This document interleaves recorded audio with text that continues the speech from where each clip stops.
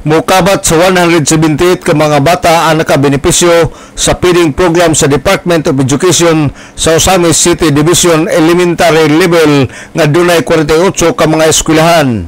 Sa school year 2023-2024, nagsugod ang nasangpit nga feeding program ngadto sa mga bata nga ubos og timbang sa nakalabay nga September ug nga karong bulan sa Abril matapos sa maong feeding program nga makumpleto ang 120 days with nutritious food products. So, diri sa Division of Osamis City, we have 1,178 ka mga bata in which hatagan nato sila o mga Nutri-Packs like the nutritious food products and also for the milk feeding component, no?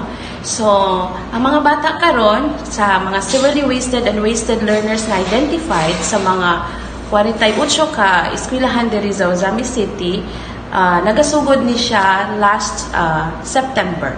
So, karon nga miabot og April na, we completed 120 feeding days for the nutritious food products distribution.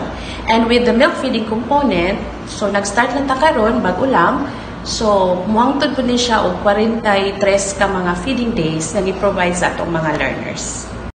Ang nasangpit nga feeding program sa Department of Education ang kada adlaw kini nga ihatag sa mga bata ngadto sa matag eskwelahan og regular usab kini nga programa sa DepEd matag tuig. Ang Department of Education Central Office naggahin og pundo para sa maong feeding program. Alang sa DXDD Radio Campana, ang radyo sa simbahan, WD45 Dudong Barcaminto, Danag sa Dakbayan.